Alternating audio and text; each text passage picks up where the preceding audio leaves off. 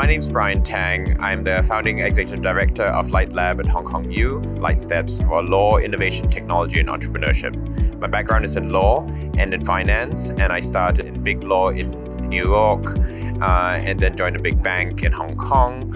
After I left that, I went into FinTech and RegTech and LawTech. And on the side, I'm also a director of the FinTech Association of Hong Kong and the co-chair of Lite, which is the Asia Pacific Legal Innovation Technology Association.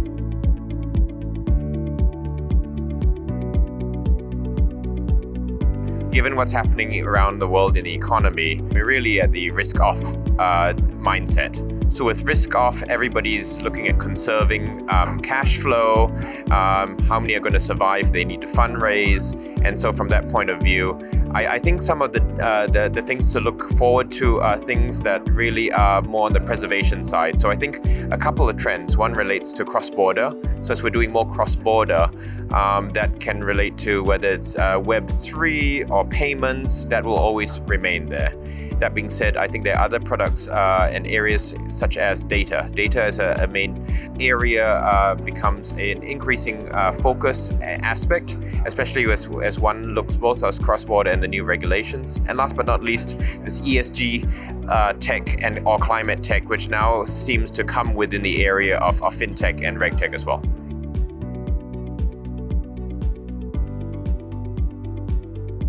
So there are two elements of legal innovation. One relates to the tech of law, so how is technology being used to apply to law or regulatory compliance?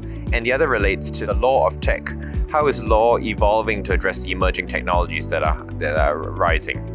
So in relation to the first, as the co-chair of Lite, we actually published the SOLIA report, the State of Legal Innovation in Asia Pacific report.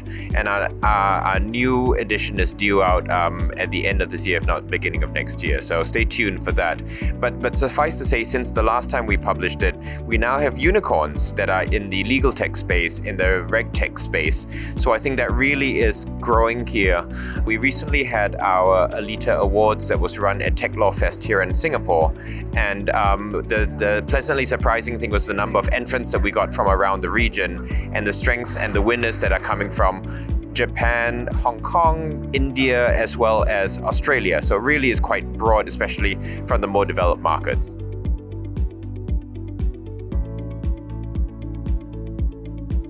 So in collaboration with the regulators and the ecosystem, we've been able to encourage financial crime kind of initiatives, as well as growing the RegTech ecosystem in relation to some of the various regulatory requirements. Really, right now, we're the second stage, what I call the second stage of RegTech ecosystem growth. And that's really the tougher one. This is about the RegTech adoption level.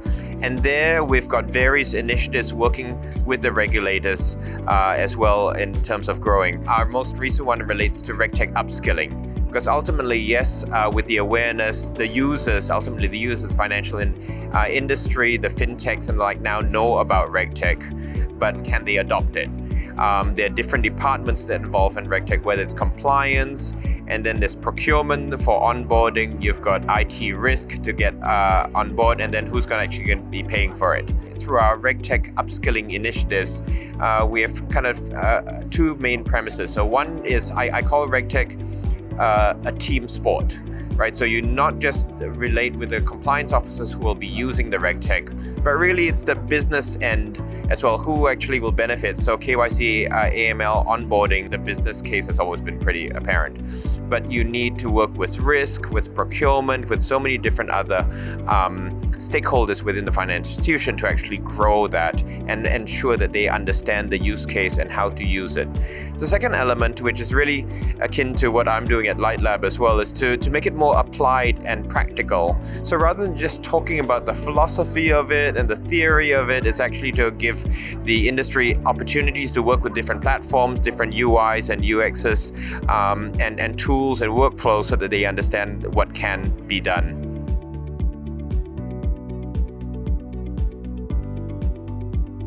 Well, I think there are a couple. On the one hand, you've got increasingly regulatory engagement with industry.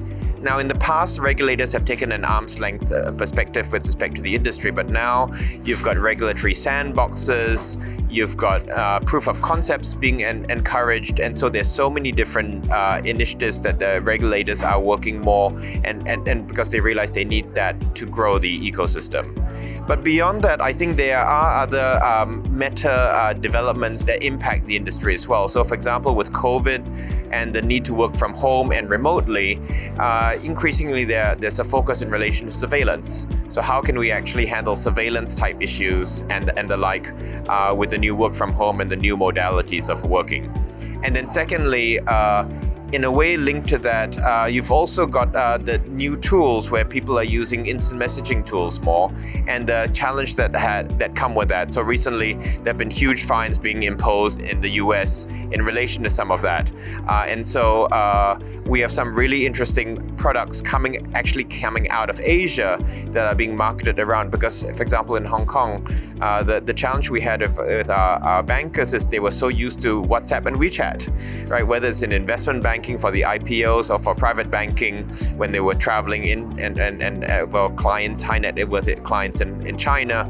So because of that, there were lots of really great products that have been created out of that, which are frankly now permeating through the rest of the world. So those are some great success stories coming out of Asia in RegTech that actually is spreading and succeeding around the world.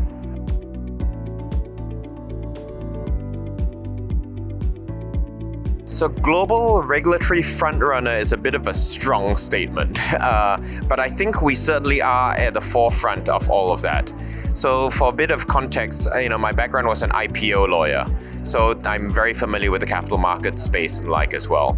And so from IPO to ICO to STOs, the good news is I think the industry has gravitated towards the understanding the need for regulation. So once there's regulation coming out of Singapore, coming out of Hong Kong, then legitimate players can come to bear. So in Hong Kong now we've got two regulated token security, it's called virtual asset trading platforms that have been licensed. In Singapore there are various ones here as well. You start with the regulation, then you have the platforms, and then you have the products that come with it. Now with the products in that space, I think people are still looking for the killer app. We still haven't found the right things that are being tokenized, but the wonderful thing here is that there's lots of innovation that is occurring, whether it's more mundane private market type products like CPs and the like, to LP type interests in venture funds or fund management, now to more exotic products including in wine, in art, but still there isn't that much broad acceptance as yet. But I think as the market grows, the other good thing that Asia has is lots of high net worth.